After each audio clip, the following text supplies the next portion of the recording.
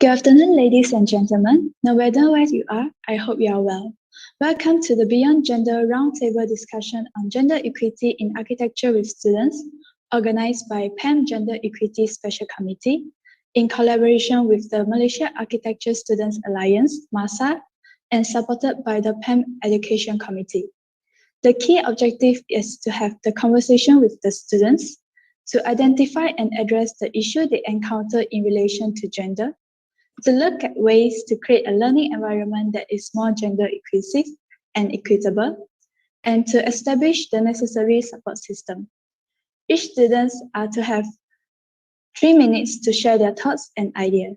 A 45 minutes Q&A session involving students representative, panelists from the Gender Equity Special Committee, and an esteem of panel academician will be moderated by Dr. Veronica Ng.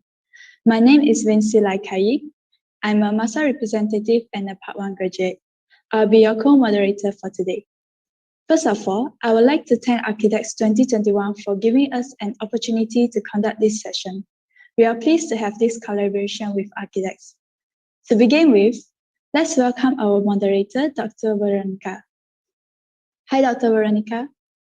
Hello. Thank you, Vinci. I'm good, thank you. Let's begin. So very good afternoon to esteemed panelists, participants, and the audience who are viewing this session. It is my pleasure to moderate this conversation titled Beyond Gender together with my co-moderators, Vinci, Lai, and Amelia. Gender equity in academia is amongst one of the topics that are almost underexplored and discussed. And here we are today. We are having a roundtable around this topic.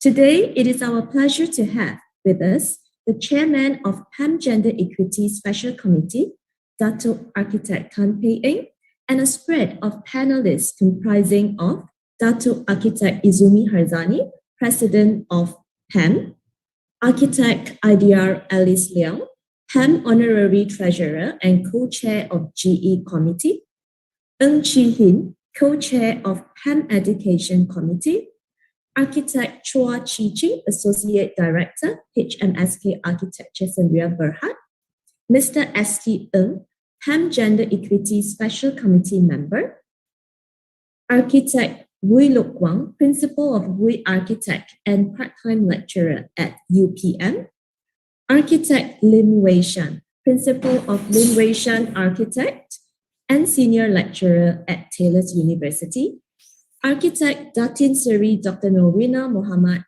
Nawawi, Senior Academic Fellow IIUM, and Architect Tan Bi, Academician at USM, and of course, all the participants who comprised of architecture students and the graduates. And today we are going to have a conversation around gender equity. Let's grace this session with an opening remark by Dato' Architect Tan Pei Eng, Chairman of PAM Gender Equity Special Committee. Allow me to present a short introduction of Dato' Tan. Dato' Tan is the first female president of Pertubuhan Architect Malaysia, PAM, Lembaga Architect Malaysia LAM board member, past president and advisor of the Arcadia. She has just been elected as the Secretary General of International Union of Architects 2021 to 2023. She is a strong advocate for social responsibility, climate resilience, diversity, equity, and inclusion, and was involved in the drafting of the UIA Gender Equity in Architecture policy. She was conferred with many prestigious awards, i.e. the CIDB Construction Leading Lady Award 2015, Distinguished Australian Alumni Award 2016, LAM President's Award 2017, and PAM Gold Medal for Service 2019. And I can still go on and on with it. Indeed, an exemplary representation of female in an otherwise perceived masculine discipline. So without much talking from me, I would like to invite Dato' Tan to share her opening remarks. Dato' Tan, welcome. Hi, good afternoon to all of you, and welcome to this roundtable discussion with the team Beyond Gender. This roundtable discussion on gender equity in architecture with students is organized by PAM Gender Equity Committee in collaboration with the Malaysian Architecture Student Alliance, MASA, and supported by the PAM Education Committee. The Special PAM Gender Equity Committee was set up by PAM in mid-2019.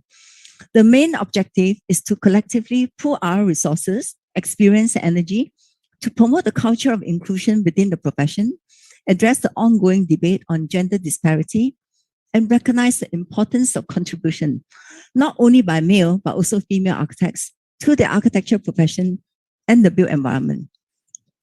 Since the formation, the committee has developed the Declaration and Policy on Gender Equity in Architecture, which are adapted from the Declaration and Policy published by the International Union of Architects.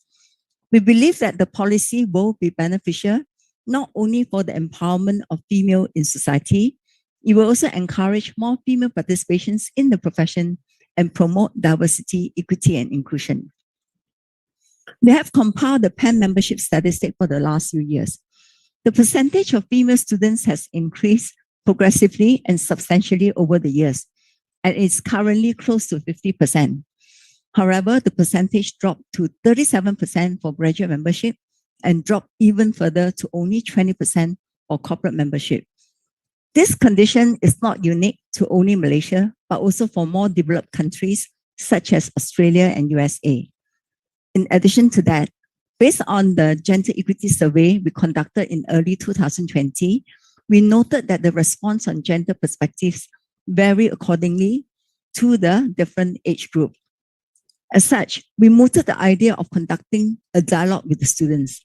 The purpose is for the committee members to engage the academicians and the students with the following objectives: to identify whether there are any issues faced by the students with regard to gender and how to address them, to look at ways to create a learning environment that's more gender inclusive and equitable, to identify and establish the necessary support system required, and most importantly, to prepare them after their graduation when they join the building industry.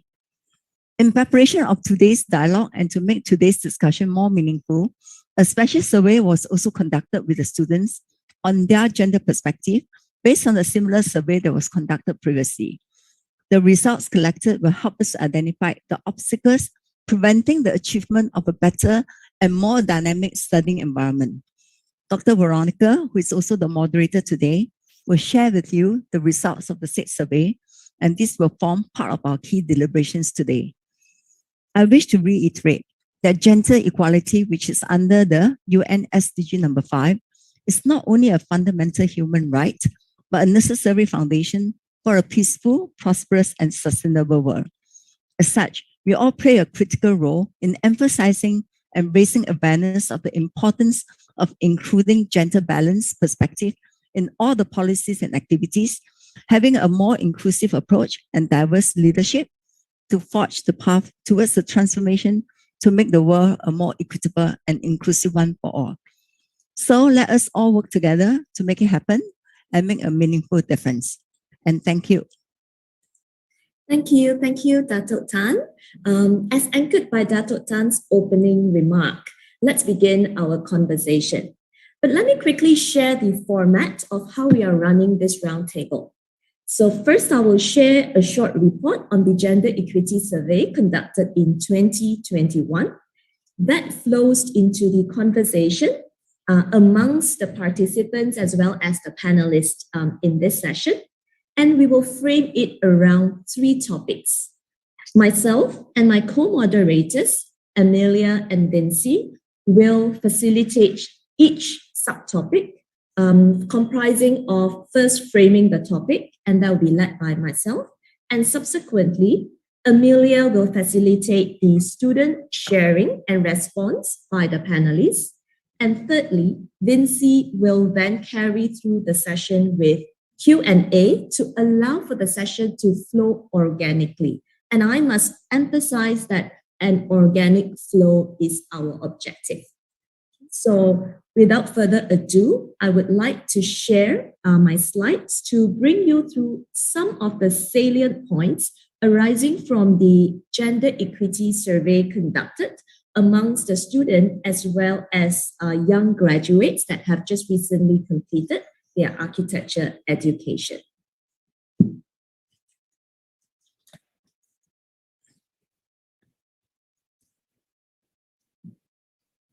This gender equity survey was conducted from September to October 2021, and I have taken the summary version to be presented today, and I have put together in 4 summarized slides. Although there are many words on the screen, but let me navigate you to the important points that I would like to highlight. There were 3 sections in the survey, and the first section points to university life. In university life, there were questions evolving around staff gender ratio and student gender ratio. And from these ratios, we can summarize that actually there are quite a balanced gender amongst students as well as academics within the universities and institutes of higher learning. Following that, there was 78.6% of respondents who mentioned that there was no biasness towards gender. And this indeed is a positive number. However, reportedly, there were equal of approximately 11% that claimed that there was bias against both, bias of female towards male and vice versa. From there, we prompted further questions whether respondents have experienced or witnessed any form of gender inequality. And we noted that actually 85.7% said, there wasn't any. And that was also a positive news. However, approximately 14.3% mentioned it did. And I have also snippet some of the key comments, open-ended comments from the survey to give the context towards what are the typical topics and scenarios by which arises a gender inequality. And we can almost align it to me being an academic. I can see this as one of the scenarios that we often faced with being a university lecturer or even being a student when I was studying. The other part of the survey looks at practice and internship. And this asked the respondents dominantly on their internship experience, as well as for young graduates, their practical experience. And through this survey, we found that 71.4% have experience working in an architectural practice. And other forms of practices are like universities, contractors, government, developers, and others. So these were the nature of industries that students or respondents of this survey worked in. And we can see that there's also a good spread of the size of the employment practice. So we continue to prompt the question of gender ratio in the studio or in the company. Similar to the university, there was actually a balanced amount, a fairly healthy, inclusive amount. However, when we look at lead roles in the studio or in the company, there were almost close to 60% are more towards male lead roles, i.e. leadership are driven by men. And lastly, the profile of employer, they are mainly male-owned. So these were some of the results that we found that was largely skewed towards the masculine aspect of the practice. And when asked a little bit further about whether there's any salary difference between male and female, it was reported that almost 80% said there is no gap. And in instances where there is a gap, 83.3% said that the gap is not big, it is just within 10%. For workload-wise, it was found that men are usually given heavier workloads. while only 18.3% said that female had heavier workloads. There were also comments or response from females that says there is no maternal leave in their practice. Probably the word no here means perhaps they had to work to a certain extent during their maternal leave, etc. And 18.3% says there's no childcare support in their practice. 78.3% responded that they have not experienced any gender biasness in practice. And the last result that we would like to share, what if gender biasness happen? What if there is an incident or a scenario? Most of them actually mentioned they will actually share with their employer or superior, as well as family, friends, and colleagues. So when we add up the total of employer as well as family, friends, and colleagues, we see actually a great percentage of almost 70% that will actually voice out that they have experienced or seen inequality situations. And 70.2% of them says that it is actually effective in addressing the issue. So these are some of the key findings that we have. And with this, we would like to allow a more fluid flow into the three topics that we are going to share today. So for the three topics, let me just summarize what are the three main topics. So firstly, we are going to talk about university life and gender equity. Secondly, we are going to talk about gender equity in practice or during internship.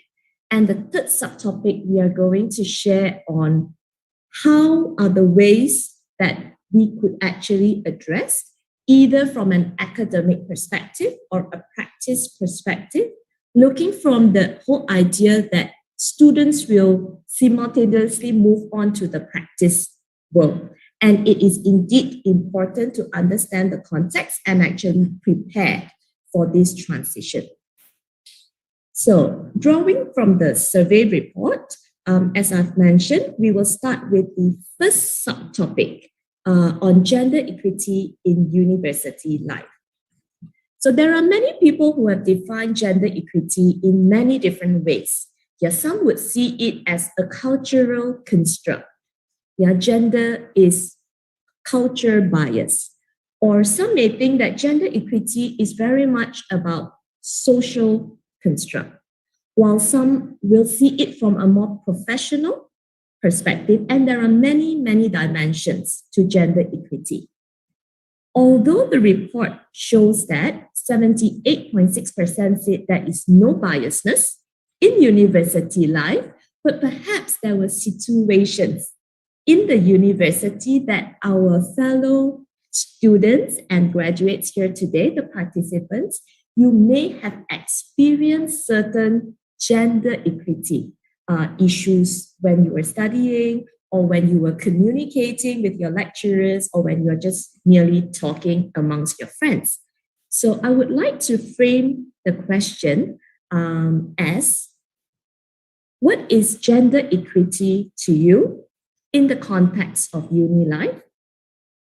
And have you observed or experienced situations of gender inequality in your education life within the universities that you are in?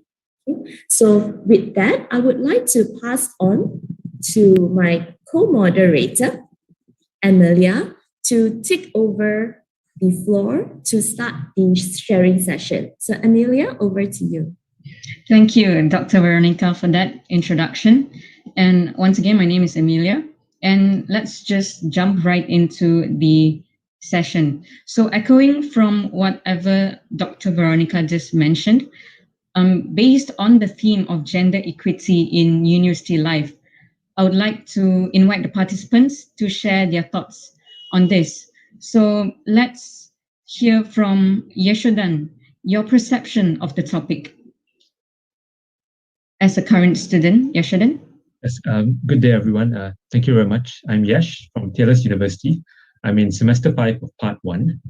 Before I begin, I just really want to extend my appreciation for this opportunity to share some thoughts.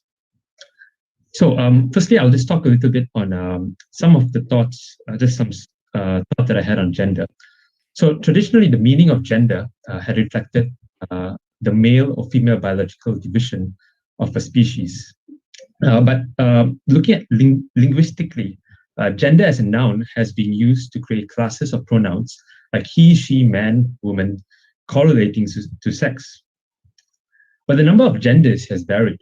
According to Merriam-Webster Dictionary, from 2 to almost 20 in different languages.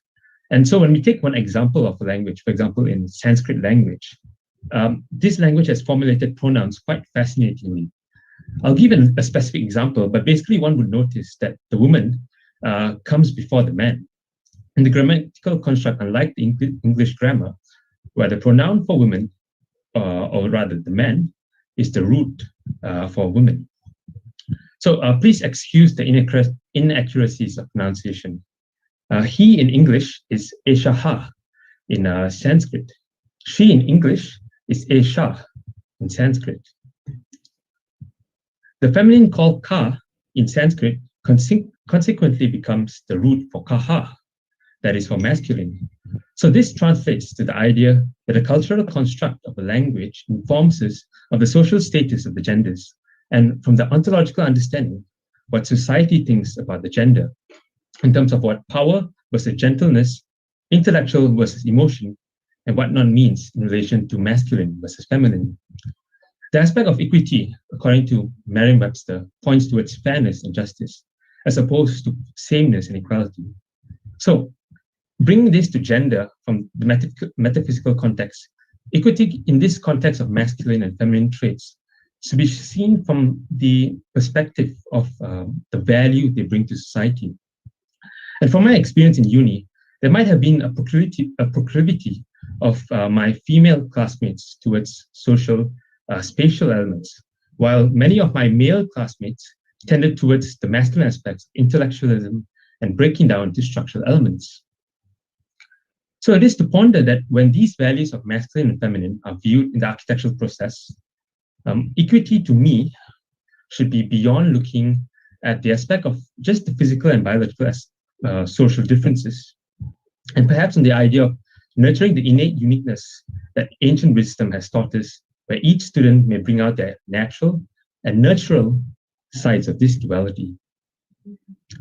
So to summarize, gender in this context of higher learning institutions, to me, should encompass the education of deeper values and meanings of feminine and masculine, whether in the general sense of what this means socially, but also in how this has affected architecture from the aspects of social, political, and whatnot. And therefore, equity comes in the relation of how each gender must be given this fairness to explore this own personal uniqueness. So this is all I would like to say. Thank you very much. So thank you, Yashodan, for that rich introduction. Now, I'd like to invite Lee Chi Hung. What is your stance on this content instead? Hi, good afternoon. This is Chia speaking. I'm a graduation student from Panellists. So, in general, gender equity is also known as sexual equality or equality of sexes. Means a fair treat of rights between both male and female gender. So, to ensure fairness, strategies and measures must often be able to prevent women and men from otherwise operating a level playing field. So in terms of architecture field perspective, there are always some imbalances, no matter you like it or not, there of the gender equity between both genders, no matter in architecture studies or work field. So as for example, according to the survey of University Life in architecture, there are 10.7% of bias towards both genders. And this is a minority number, but perhaps it will become a social bias issue that may become a threat of the future, which is the architectural working field. So in my opinion, I would like to define gender equity as the balance of rights of both genders, and it's quite important to have no bias to both genders to success equity starting from university life. So this is what I've done speaking. Thank you. Thank you, Lee Chi-hung. Perhaps we could get another opinion or a different perspective, maybe a little bit more of an insight to university life itself. So let's hear from Uiwei. Hi, good afternoon, everyone. This is Uiwei. I've just graduated from Part 2 USM. So in my opinion, gender equity is not only having a fair treatment to both women and men, but it's getting the fair treatment in accordance to both genders' respective needs. So in terms of in a school context and an academic context, I feel that it's really important to provide students, regardless of gender, the same opportunities, same chances to lead or to carry out activities or to voice out their opinions, not just only for academics projects, but also school activities and so on. Yeah, and so if I feel that if gender equality is the main aim, then gender equity itself is the means towards gender equality. Yeah, so that's all. Thank you. Thank you, Uiwei. Now, maybe we could go towards the panelist side, the academicians. So let's hear from a senior academic fellow, Datin Norina. What would you make of what the students' opinions are? Good afternoon. Right. I mean, it's enriching to hear from students, and they were well spoken actually. So it's hard to actually categorize what's when, but maybe I'm going to clarify a bit when we talk about equity. So equity is not about equality because we are all designed differently, and I'm sure you'll understand that we're in student in university, as you said, from the lecturer's perspective, perhaps.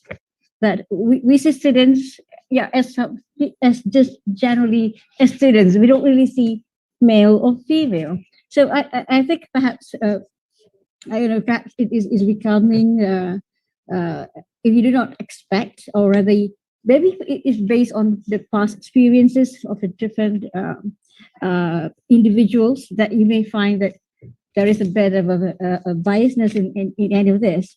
But I think from the three speakers so far, I think it's just more of a definition of what gender is.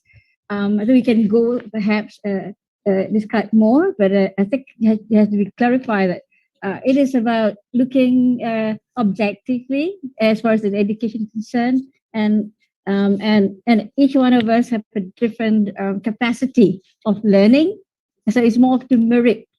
Okay, it's more to merit. I think we see students as who has the merit, or who has sometimes, of course, based on their own individual personality of very prominent or have very much good confidence to speak out, that you get a bit more what we call focus on, you get more attention to that. So I think again it has to be a two-way system of getting it across. So of course, as far as my opinion is concerned, we see students as merely people who wants to learn, and we are very, very happy to be able to nurture or spend time to that. So again, based on time, perhaps, so you could see how it is going on. I'll just do that for a moment, and then I'll get more. I'm not sure whether my explanation is giving anything, but I was so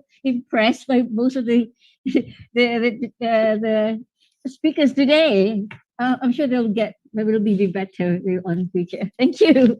Yeah, thank you. Yeah. Thank you, Datin Norina. Now, reflecting from what Datin just mentioned, right? Maybe Wincy, you could share a bit about your thoughts, and echoing with whatever, maybe you could reflect towards more intimate about your university life itself. Hi there. Yes, I'm Wincy. So basically, I actually quite agree on what Dr. Novina said. To me, gender equity is that everyone have their suitable and optimum chances and resource to reach the same height. So I actually previously read an article named Gender, Space and Architecture. So basically, they have this statement saying that space are gendered, leading to unequal access and participation. But actually, in my point of view, is that there are differences in gender, but then we can actually cherish and enhance the difference in gender. Like, for example, we take the Malaysia house plan as example. So basically, the Dapur part is more of the woman kind of area, and Serambi itself is more of a man and male kind of area. So I think each area play their function, and all in all, as whole, it became a house. So relate back to my experience when I was King Scout. So during King Scout, we will need to design our own furniture, gateway, and also tent using bamboo. So it was quite an interesting experience where we actually involved both gender, male and female, in the process of designing and also planning of the space. So I think both we have strength and weakness for both gender. But then what we have to do now is to cherish the gender equity and enhance the difference so that we can actually achieve further. Wincy done speaking. Thank you. Thank you, Wincy, for that insightful experience. Now, once again, I'd like to just reiterate that whoever would like to say any opinions, you could just raise your hand and we would call you out and you could share your opinions as well. So with that, now I'd like to call Farhan. Maybe you could say a thing or two from your experiences. Hello, hi everyone. Good day to moderator, and guests. So beyond gender. So this is used to be a very controversial, but now not anymore. Sorry for butting in, but I'm afraid we are unable to see you. Yes. Okay. Hi. Okay. So many people nowadays, I have to say that have an open-minded wisdom to faith in the notions. So as years pass by, all we can see the empowerment move by women involving the many field of the sector. So delighting? Yes. Proud? Definitely. So gender equality is one of the trends that will influence urban and architecture study discussion. So many numbers of women nowadays has achieved the same level of education and goal as set for the men, even under some circumstances. There are many ladies out there who conquer their own world. And in architecture, we shall celebrate everyone and create colors in the professions. So in architecture has a reputation a long and dominated profession by the men, but comparing gender shall not be the case anymore. In fact, there are a lot of alpha ladies out there can work well alongside with the gentlemen. So in this town of the cities that we live in, the approach reflects the needs of creation to all the people who live here. So here the reason why I'm promoting the gender equality and championing the next generation of the female architects is so important in creating truly outstanding public and private spaces in Malaysia. So appreciately introducing the female architect in architecture studies and sharing sessions like today can be eye-opening to the world. Just look at now, we can see not only the males architect will get the fame, in fact, many females architects have stolen the spotlight. And I believe many people out there inspired by all the female speakers we got here. So gender equality definitely makes a difference for us. I'll talk because I'm not sure that because I'm a woman, but this is my point of my view. So practices should always promote transparency towards all genders. We might see from the past year, the majority of people working in architecture practice and the construction site were all men. So, but now meeting sites busy, more project involvement can be handled by women. Many of the inspirational female architects, in fact, they have many various projects not only in Malaysia but globally. So that the beauty of the architecture celebrating diversity beyond the gender, imagine architecture without arguing the gender. We can have more ideas, more colors, better future for the youth, and showing the other field how beautiful architecture in this world. So ladies and gentlemen, let's the Iron Lady and Iron Man lead the world together. Thank you. So thank you, Farhan. Thank you so much for that. Now, perhaps I'd like to bounce it off to the academicians once again. Architect Tan BU, what are your views on what has just been said from all the speakers previously? Hi, Emilia. Thank you. So BU here. I am very impressed with what Farhan mentioned. Alpha ladies, alpha architects. I think me as a woman in architecture, I think I don't see ourselves as being any superior. I think we are going for equal. When we say, girl power and all that, but I feel that's the message we want to run, that we are equal. We are not saying that women architects are better. When we say alpha means top number one, if you have a pyramid, alpha is at the top. So I think personally, I'm sure all the women architects out there, we don't see ourselves as better, but equal. And what I want to contribute to the panel here is, I think this is what I tell my students. To start with, we need to shape our own perception for the girls, for the young women, because many times there is a glass ceiling in our own mindset. Glass ceiling is a term coined in 1970s for women who cannot go higher than director level because, women are always seen taking maternity leave. So there is this glass ceiling sometimes in us young women architects. It means that we ourselves must shake off that perception that, because we are women, I don't think we can go to site. I don't think I can talk to the construction supervisor. So I always kind of like coach this, that look, you have to be fearless, and they would not judge you any less because you're a woman. So that's number one, that us women, for a start, must change our perception first. You must remove any glass ceiling in your mindset. Then what about the men, the boys in the class? So the boys in the class, my message is, then let's support the girls in the class in your group studies. Okay, you show empathy, speak up for their participation, and remove zero bias, zero gender bias. Okay. Not because ladies don't want to join in my group. So let's everyone be equal. And I like the part where differences in gender should be celebrated. I think that's a splendid point. That means men are good at certain things, women are awesome at certain. So if men and women can recognize that, then yin and yang, then you can work together as a good team. Okay, that's my short point today. Back to you, Emilia. Thank you, Architect VU. What Architect just mentioned, that it's a gender equity and not gender equality. So with that, I'd like to invite Architect Wui as a part-time lecturer.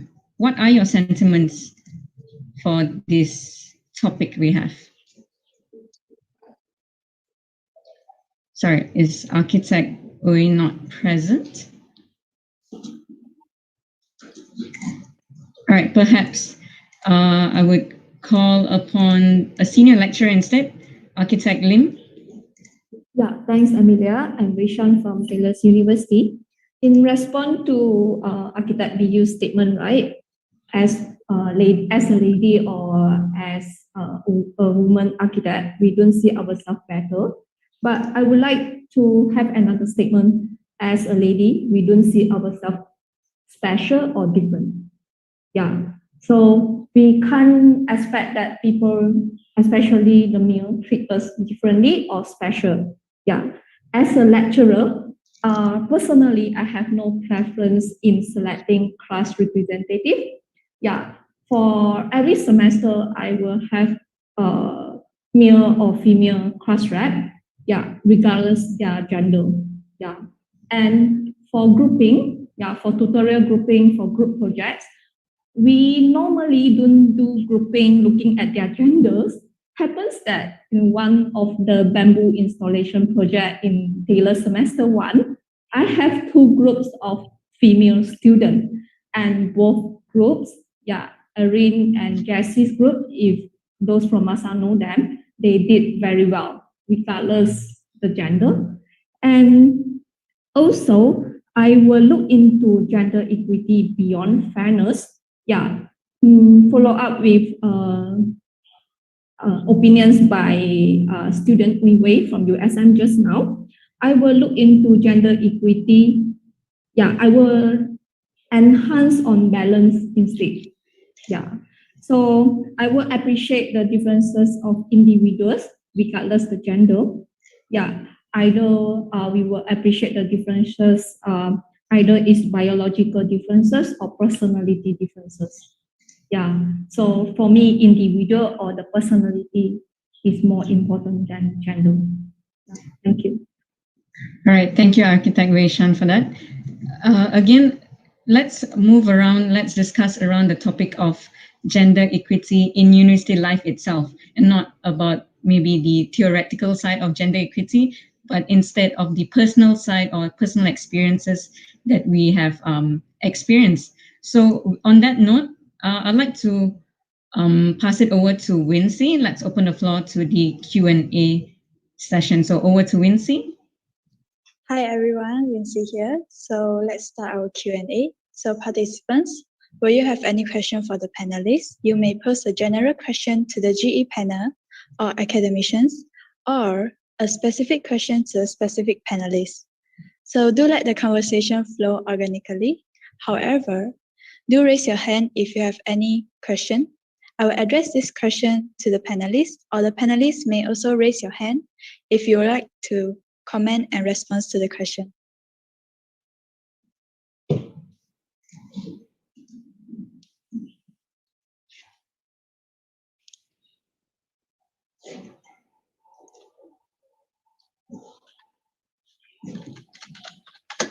All right.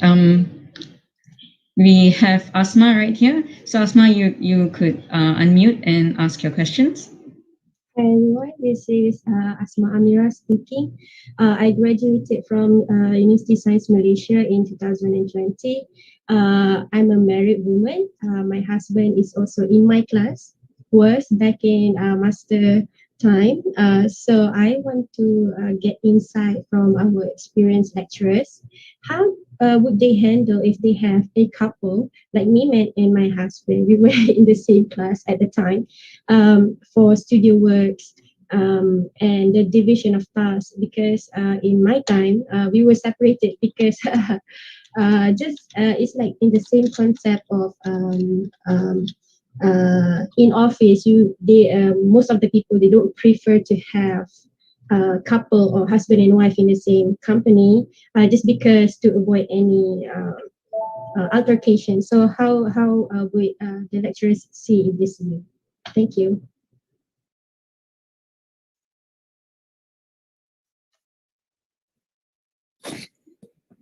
Any panelists would like to? Maybe I can answer that. I'm not so sure what can the lecturer says about having two students in class or at work, because perhaps that will be part of the employee that can answer that question. But of course, I think in government service, of course, you cannot have a couple in one department because of conflict of interest. Because, for example, maybe one of the couple is a director, right? Then you can't even talk about whether the wife or the husband. That's one of the reasons I think perhaps about couple. But today we talk about gender equity here. So the thing is, it doesn't matter. Again, it depends again back on your performance in your respective area of work that will place you wherever you are. But again, because being a couple, you may have it's very hard to put impartiality in that. So I'm not so sure I can address this well. So you're talking about gender, there is no questions about putting it together. I think that's fine because I don't have the experience to tell. Maybe other lecturers have it. I'm not so sure. Thank you. Right, bye. I saw Architect BU raising your hand. Would you like to say a few words? I feel obliged because I do see Asma in class before. To be very honest, she held herself very professional. In fact, initially I didn't even realize they are married, and so I guess my take on this is it all relies on your personal integrity. The only concern that we have, whether married or sometimes couples, boyfriend girlfriend in my days too, so there's this high risk that the boyfriend could be helping the girlfriend, or the girlfriend could be helping the boyfriend finish up the model. So that's like an internal advantage that we can't control. But so it goes back to your integrity of being an individual. That means whether you are in the same company or in the same class, that means your studio proposal has to be so awesomely unique that it's yours, not because of your other half influence, not because your other half is a Hadid fan and then you go follow. So that's my take. But as far as my view of academician, I think as well, I was very impressed. Remember, I was surprised. I said, yeah, I didn't know. So, and it's great that you're mature enough to realize this. So continue with your high sense of professionalism. And I think you will excel, whether together with your husband in the same workplace or not. Okay. Make sure you guys remain competitive. Both are architects, right? So support each other. Yeah. And I think together, both of you will go very far. Okay. Back to you, Vinci. Thank you. Okay, I actually saw that Architect Weishan also raised her hand. Architect Weishan? Yeah, actually, Asma, I would like to share my personal experience because me and my husband, we were couple in uni and we were colleagues, yeah, when we started to work as graduate architect. And now we are having the same company practicing together. And so far, I don't see any negative issues regarding the relationship, having a studio mate as a husband or partners. Yeah, I look at it positively. Yeah, because if you are talking about group work, I believe you guys can communicate in a more efficient way. Yeah, compared to the other studio mates. Yeah, and I will always look at it positively, and I hope that personally I will be the good examples for you. Yeah. And I believe just like Architect Bius mentioned, together you guys will grow better and be better in the future. Yeah. Regardless the gender. Don't compete with your partners like, yeah lah, you are man, definitely the company will appoint you. Yeah. No such thing, trust me. Yeah, because we were in the same company. No? I joined the company first. We were in the same company twice. Yeah. So I believe nothing can stop you to be a successful architect, regardless your gender. Yeah.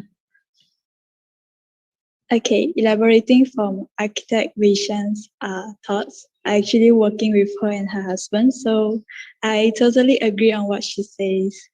Okay, we have Encik Izumi. Do you want to elaborate more? Hi everyone. Good afternoon. Assalamualaikum.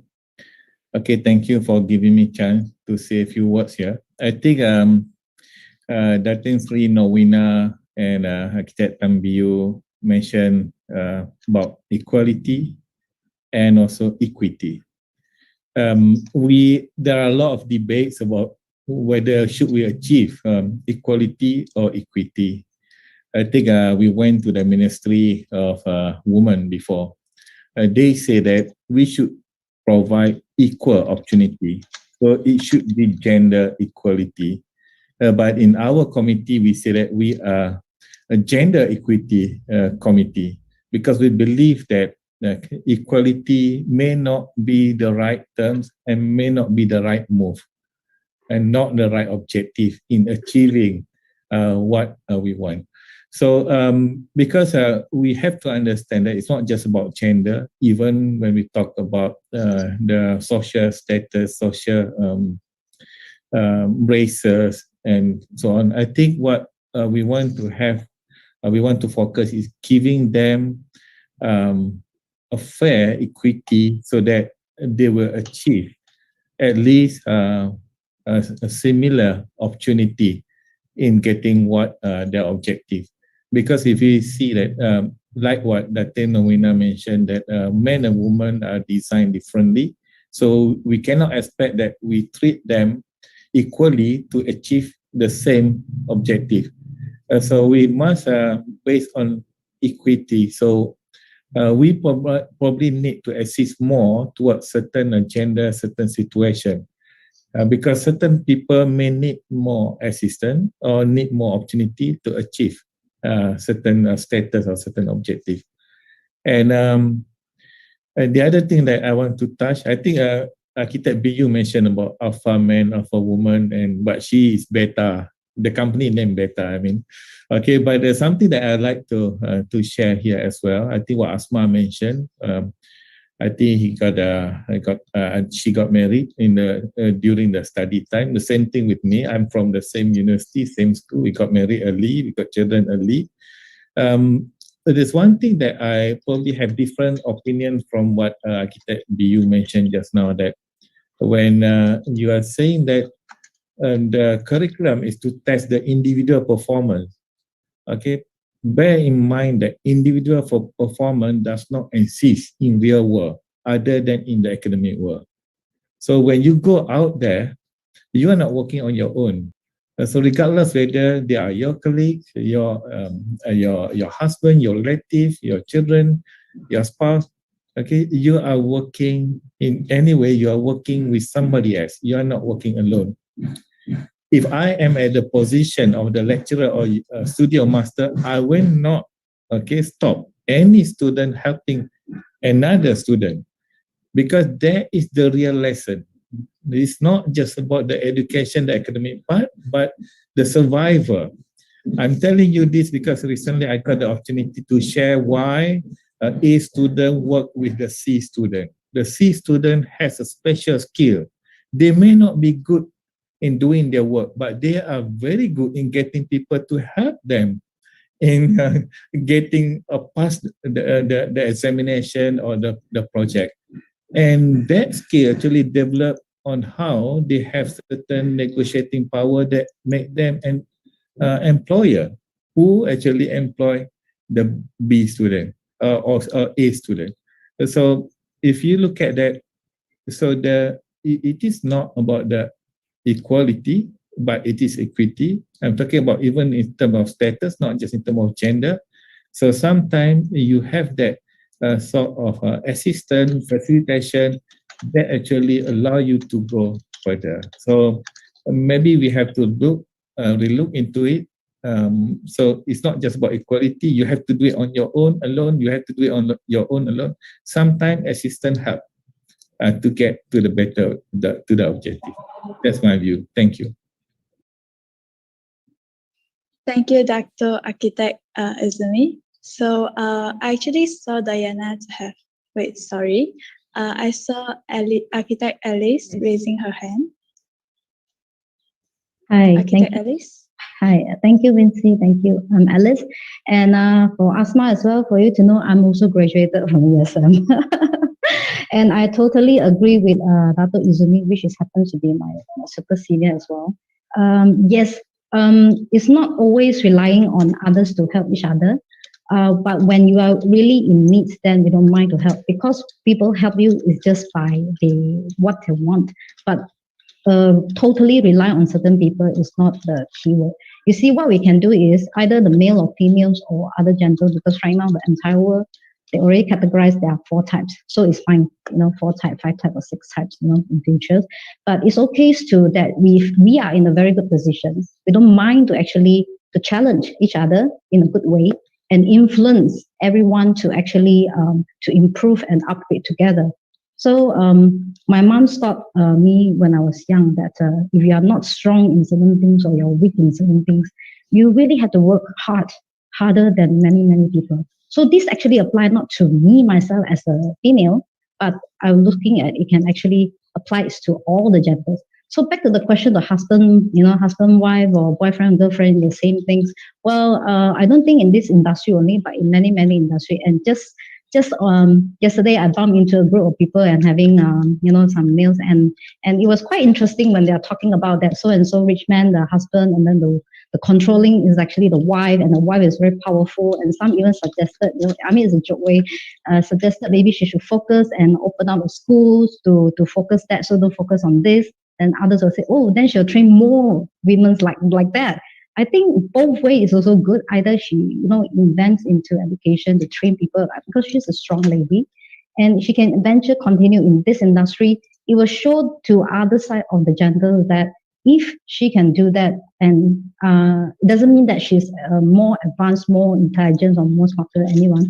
But I believe she also go through her very hard way to understand the whole thing. So whether in the same company is again back to the keyword individual. If you BU say she has been observed and you are mature enough and you know how to control yourself, this is good.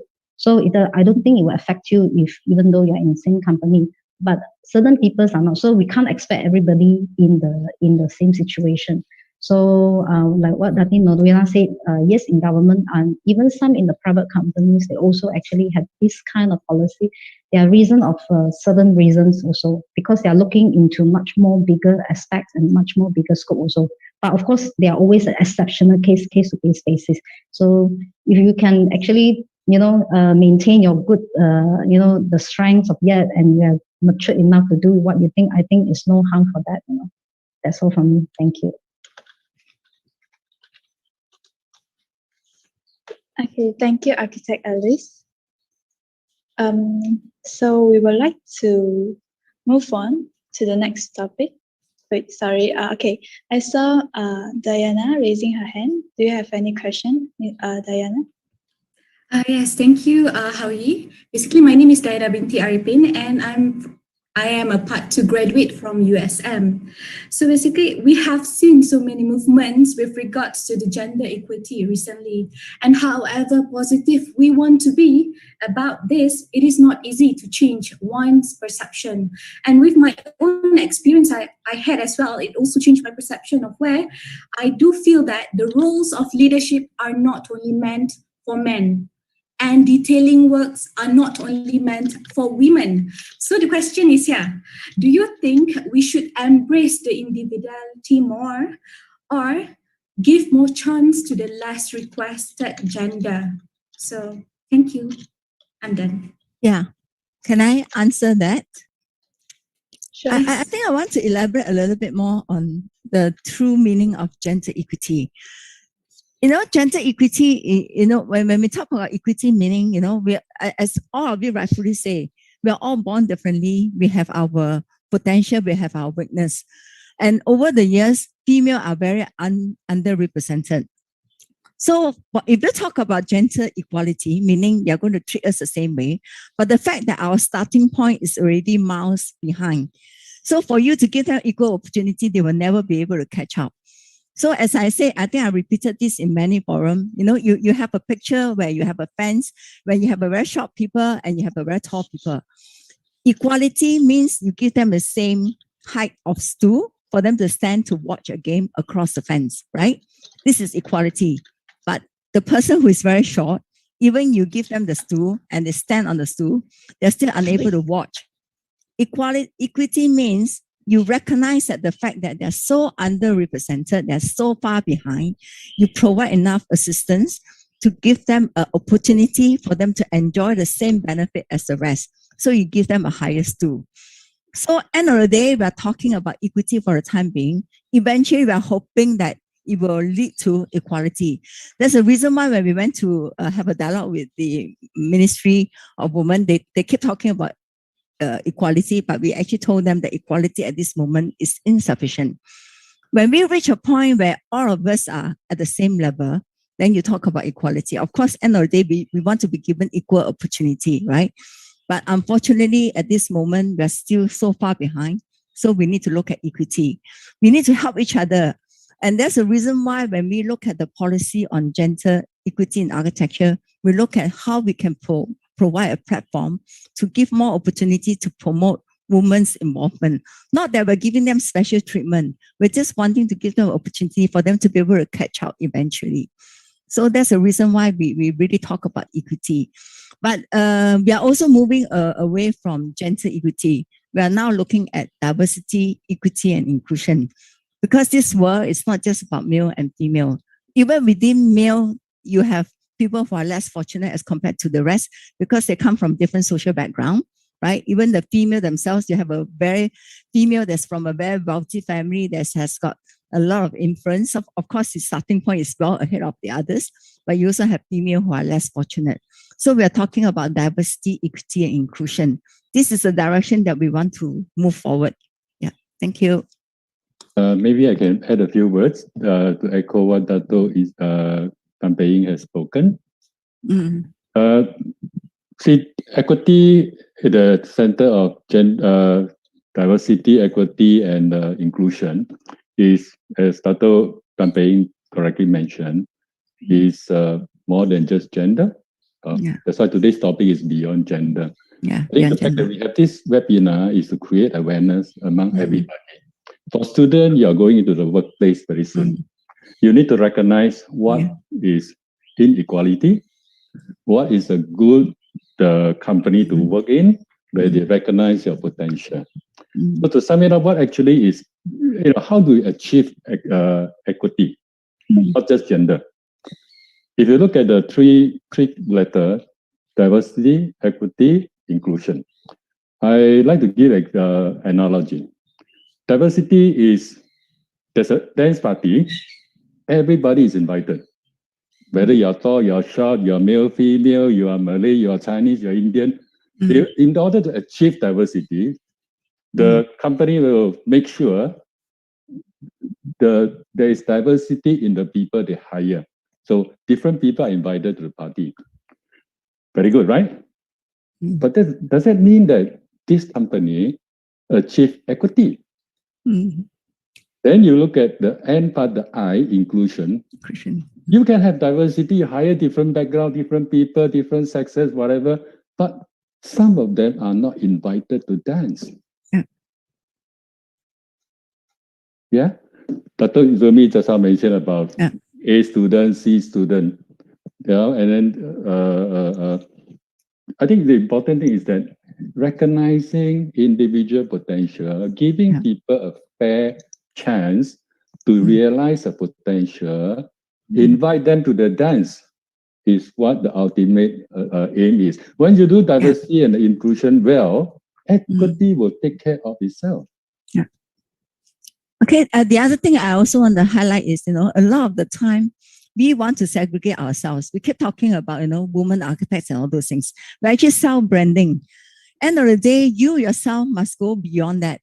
And end of the day, all of us are made very differently. And this world is never equal. And I believe that you are what you make yourself to be. So you must recognize your own weakness because all of us are trained differently, we are brought up differently. We have our strengths and weaknesses. It's how to tap on your strength and recognize your weakness and try to improve it so that you improve yourself. Only you can do that. So end of the day, don't care about what people think of you. Yeah, end of the day is who you want to make yourself to be. And effort must be made. This world is never equal. Right? And Lucas has already said, this way is never equal. So accept the fact that it's not equal and then deal with it rather than moaning and groaning, do something about it and improve yourself so that you can be in the level where you can compete with other people. Of course, we recognize that certain people still need assistance from the mentor, from the company, from the institute to give you better chance for you to excel. So that opportunity must be given to you. But you must also fight for the chance to be able to improve. Yeah.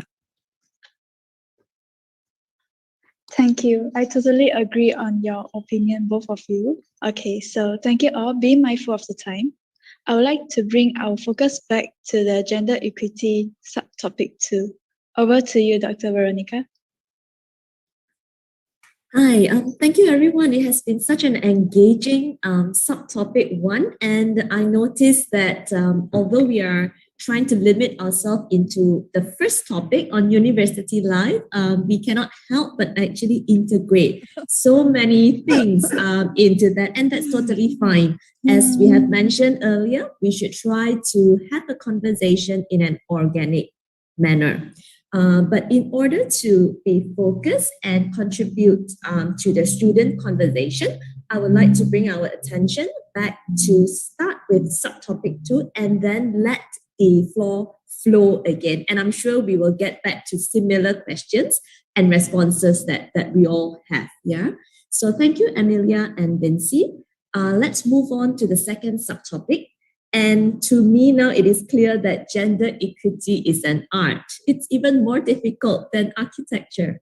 Now let's talk about gender equity in practice. So just to sum up, we spoke about gender equity in university life, and now we will move on to gender equity in practice, where in the survey results I shared just now, there was 2 clear points: that leadership roles in practice is often dominated by male leader, while females tend to feel that their voices are not heard in terms of, getting support in childcare, as well as having a very peaceful maternity.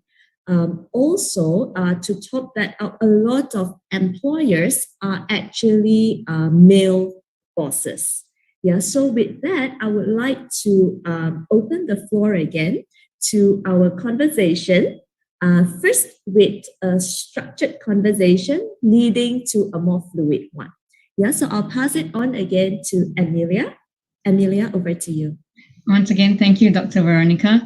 And I believe everyone is very familiar right now how the structure would flow, and I believe we would have a great discussion for the next 2 subtopics. So once again, I'll open it to the students. And with that note, I'd like to call upon Asma. If I'm not mistaken, you are running a Maya Architecture Studio. So Asma, would you like to share? Thank you, Amelia. Asma here again. So directly, I want to share my experience after I graduated 2020. So I was actively engaging to further to work in companies. So I applied to many companies. So I attended maybe almost 10 interviews so far back then. So then I decided to pursue my Maya Architecture Studio. So just to share the things that the interviewer always asked me, the employers always asked me if when do I want to have children, if I can work overtime because I'm married. Yeah, those 2 are the most highlighted one because I'm married. That is the crucial point to it's like one hurdle before I actually showcase my actual quality, my capability, what I can do in the industry. But I have been set back because I'm married, because I'm a married woman. So I find that is like a highlight to say that maybe I'm not going to be good enough to join your company because I'm a married woman. You may have to give me maternity leave. You may have to support my child for their childcare. So, because they don't know me, so that could be a reason that they hold back. They don't want me as their employee because in terms of financial, they could not support that. So that is one of the things, 2 things that I feel that kind of discouraging. So I decided to pursue my Maya Architecture Studio as a 3D visualizer. And that is after my master part 2. When I was in part 1, I worked for 2-3 years in a small firm. It was 1 principal, 3 ladies, which including me, and 1 draftsman, which is a male.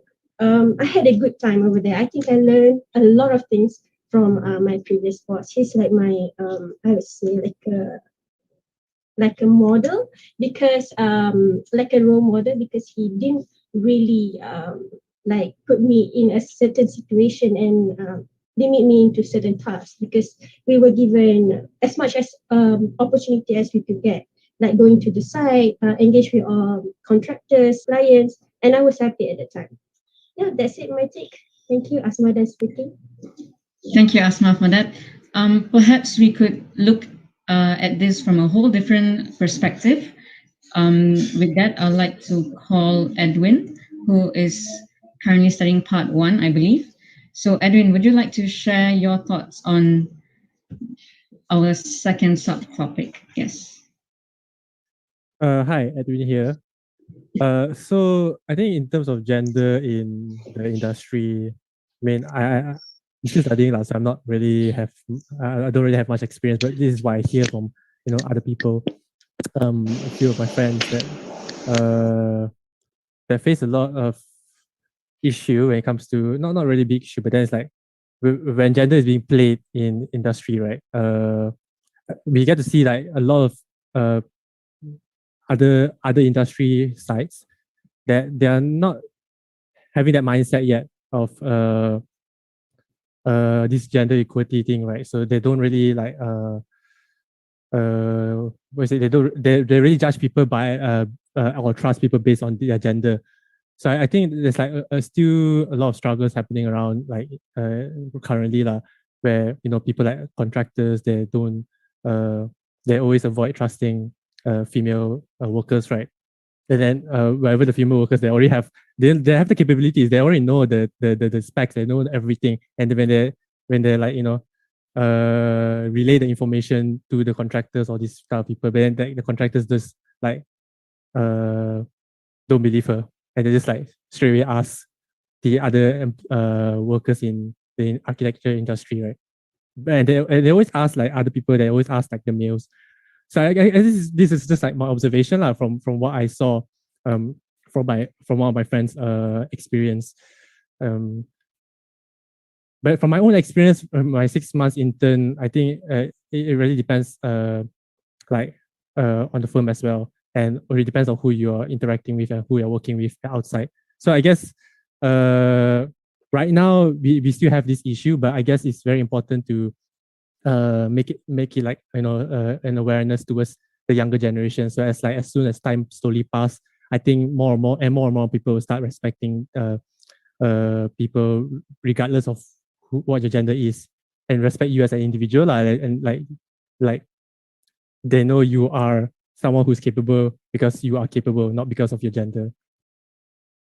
Right? Thanks. Okay, thank you, Edwin, for that different perspective. I believe Architect BU, you'd like to say a few words on this?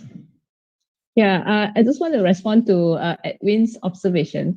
I just want to share from my own experience from coming from the other side. To be honest, I feel things are so much better now. I really appreciate Dr. Peng's wisdom compared to 20 years ago when I started working. Contractors used to look at me like, why are you here? I say, I'm the architect. It's like, where's your boss? I'm the architect. But the recent years, I have no longer have this problem. And I train the girls in my office. I'm very proud of my female architects in the office. So I coach them like, look, how you want your contractor to treat you is how you be confident inside and speak with conviction and have knowledge, and know your stuff. And once you do that, you will realize that the biasness will just evaporate, Stephen. So I never have problems speaking with contractor. And of course, once in a while, the young girls will kind of nervous, and then they'll whisper to me, they say, it's all men inside. I said, no, you can do it. Who says girls wear skirt cannot chair meeting, right? So I just want to share that is how the women carry yourself.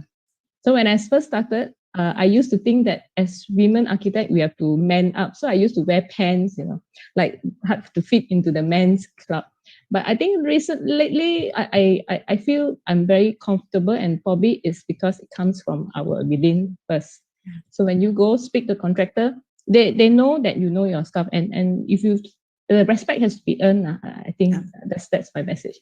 Okay. Back to you. Yeah. I totally agree with you because when I came back in the 1980s, definitely maybe I can even share. When I went for interview with MAA, where Alice and Dr. Izumi's company, the first thing they asked me, you are a girl, how do you expect to go to the site? They looked at me with a tainted, perspective. So it was very difficult to even get a job then. But having said that, although things have improved now, there are still this unconscious biasness. They are still happening in the market. Of course, for a few of us who have been in the market, we are able to show our capability. So that gender biasness ran away. But for a lot of the young females who enter into the profession, unfortunately, it's still happening. I think we have received a lot of feedback. So, even for me, when I go for a meeting with the government, initially when I went in, nobody even take notice of what I say, because I'm a female. And I agree with BU, you must exert your confidence and you speak with fact. Don't be afraid to voice out. End of the day, people will have a different perception about you when you do that, and they will start to respect you. But I must say, it's more difficult for female to achieve that as compared to a male. Even now when I go to the meeting, I do face that when they don't know who I am, if they are meeting me for the first time. And when I went to go for meetings, even with the minister overseas, and people look at me and think that I'm a Mrs. Minister. They never recognize me for who I am. They will always associate me to a wife of some the delegates. So this is something that we really have to work hard on to change the perception. It's not going to happen overnight, but things are improving as compared to many years ago. Definitely we're in a better position, but unfortunately it's still happening. So we need to all your effort so that we can change your perception, and hopefully in the near future, we're able to go beyond gender. Yeah. I would like to add on as well. I agree with Dr. Peng as well. I think BU know me well. I think since I was stepping into university, I always dress. My dress code is always in dress. I never wear long jeans or long pants. This is because of my upbringing background is like that. So yeah, so a lot of people thought that you dress so nicely. When I go out everywhere, and I can say 100% nobody can ever guess what is my occupation. They'll say artist, fashion designers, or makeup, whatever. They will just then I suddenly say you are the architect. Like, this is from outsider, not in our industry. But when in our industry, having said that, been practicing for so many years, I totally agree. I think you is lucky now that nobody ever looking down. But currently, I still face people like that because you can't stop that any of the jobs. They might get into some of the very small companies that maybe the contractor comes like your grandfather age, So they are like, they are looking at you like they are the old gingers and you're the young chicos, you don't know anything, and they challenge you, but they are doing wrong things at the side. So of course, we reason the thing. So what Dr. Peng say is exactly correct. It doesn't male or female, but you really have to ready yourself really by the skill and knowledges. So when you communicate with people in that moment, you don't have to take long. People will know that you are there, and they will not actually dare to actually look down on you. I'm lucky that I'm working same company with Dr. Izumi.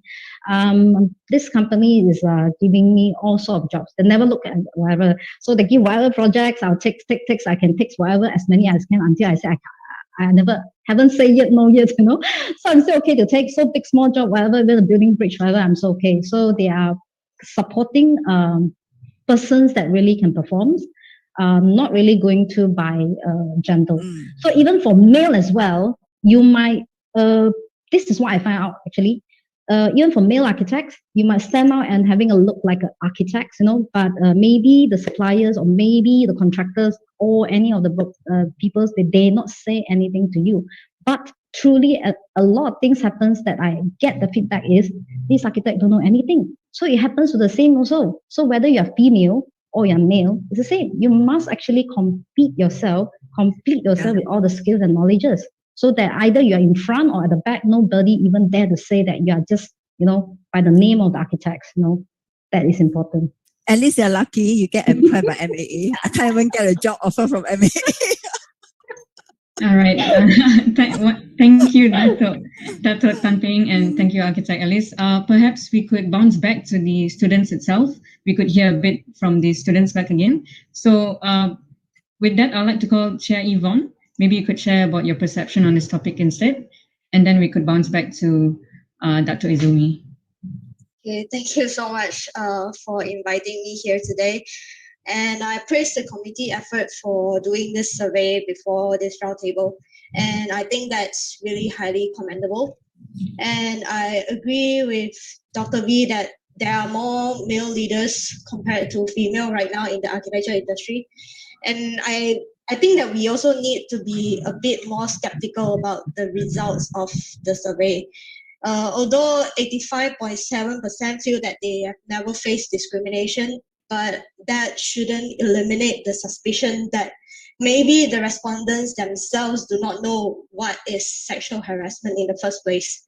Because let's face it, we were never properly learned about what exactly is sexual harassment in schools, and especially in architecture. So, but my point here is that it doesn't diminish the other points raised in the survey. There are still valuable data to be extracted. And I'm sure that many people experience sexism in one way or another in the field. And it's very difficult to open up and to fight back, especially if the employer themselves are the culprit. So perhaps the architecture industry could refer to the way American tech companies run their policies by making sure everyday employee communication have some sort of a guideline to prevent sexual harassments. So one of the examples that I know from my friend, the way they do it at American tech companies is that they even make sure that colleagues of opposite sex cannot meet after work just to have dinner. Like having dinner is also like an offense that could get you fired. So it's that serious. And although I agree with architect view that women can build up their confidence more and break the glass ceiling by improving themselves, however, I feel that, like Asma highlighted earlier, where married women face obstacles in getting jobs, there is also another dimension that we should not ignore, that the high tension and demanding nature of architecture industry do not suit women who wants to build a family in the first place, therefore explaining the low number of Part 2 graduate members and Part 3 architects. And although there are some rare cases, like some of the very capable women on this panel here that we can see, like Architect View and then Dr. V and everyone else, I'm not sure about everyone else's background, so I'm just saying the people that I know. And also, the last thing that I want to say is that putting a female out there in the leadership role is important, because representation is important to show future generations that they also can achieve the same thing. But putting a female on top doesn't mean that it's feminist. We are not practicing feminism in the sense. Feminism is also a whole bigger, broader topic. And feminism will actually question the structure of hierarchy and also question the issue of domestic housework. So if you are interested, you can actually look out for social reproduction theory and ecofeminism. So that's all from me. Thank you, Yvonne, for that strong viewpoints that you just shared with all of us today. And now, as I mentioned earlier, Dr. Izumi, how would you interpret this? Okay, actually, I raised my hand earlier because I want to ask Dr. V about the finding from the survey, because I noticed that the respondents, this also related to what Yvonne mentioned just now. Okay, the respondent from the survey, I noticed that 61.3% is female and 35% male. But one of the questions asked is about the workloads towards the gender. So workloads heavier towards gender. So 76.7% say that heavier towards male, and 18.3% say that heavier towards female. I noticed that although that you have 61.3% female respondents, but majority, 76.7% agree that the workloads at workplace heavier towards male. So very much related to what Yvonne mentioned just now.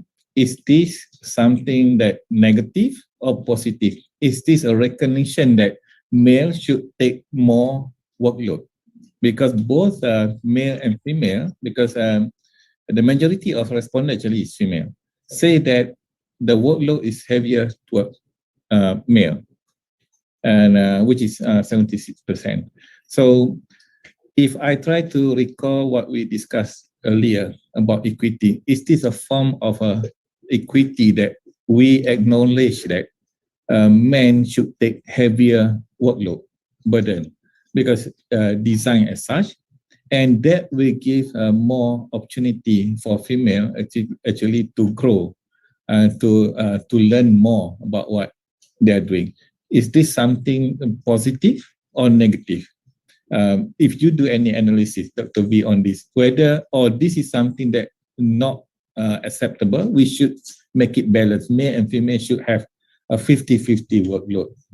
So back to what Yvonne mentioned just now, I think she put it in the right perspective and the right position that putting a female on top, there is not feminism that we want to achieve. So it has to be putting things at the right place. So it's not about gender, one gender lead another gender. So maybe Dr. V can also respond to that finding on the survey. Thank you. All right, thank you, Dr. Dato Izumi. Apologies. Due to time constraints, I believe we could move on to the subtopic 3, and we could have like a large Q&A session altogether at the end, because I believe we have a lot of questions rolling in after this. So with that said, perhaps we could move on to the subtopic 3, and we... Amelia, before you move on, can I just ask Yvonne, maybe you should take a look at the gender equity in architecture policy that we've done, because some of the issues that you have raised are all addressed in that policy itself. Yeah. All right, thank you. Thank you, Architect Tan Peng. So with that note, we will keep all our questions to the end of our session after the subtopic 3. So with that, I would like to pass it back to Dr. Veronica. All right, thank you. And I will try to address Dato Izumi's point just now. Perhaps I'll do that quickly and then move on to subtopic 3. I think the results are actually very much perception based. It may not be the direct experience, and hence it may not truly reflect the real thing itself. Yeah, because we are asking respondents, do you think that male are given more workload or female are giving more workload? Yeah, so my short response to that is it is the perception and not the real thing itself. Yeah, so moving on, I think because it's the last half an hour of the segment, we will need to bring the topics to a more positive note. And let's move on to our subtopic number 3, which is taking a cue actually from what Yvonne have mentioned just now. There are ways to address this. Yeah, she have shared with us some examples. So let's have a chat about this topic. We all know there are many issues, many encounters, and the good thing and the bad thing about it is there is no one size fit all. It's very much dependent on the individual and the equity concept and the employer or any other people around us. So this concept is always relative. Yeah, but there are always things that we will try to do, whether it is university or whether it is practice, things to try to ensure equity. So let's move on to this topic. And the question that we would like to frame, this is a simple question. What are the ways to address gender equity, either from a student perspective, the academics perspective, or the practitioner perspective? But I would like to push this back to the students first, and then we will grow into the fluid conversation again. Over to you, Emily. Thank you, Dr. Veronica, for that. Now, once again, I will begin with the students. So with that note, I would like to invite Arfa. Maybe you could share a bit about your perception on our third subtopic. A very good afternoon, everyone. My name is Fahmi Arfa, and I'm a graduate from Equator College. So for this subtopic 3, basically, it's like my approach, or what my opinion and approach on what how to achieve gender equity itself. So I think the approach would be to start from the beginning, from the education system. Even though we are talking about, most of us are university students, I think that we should also approach through the the younger generations who are below, like haven't started their university life yet.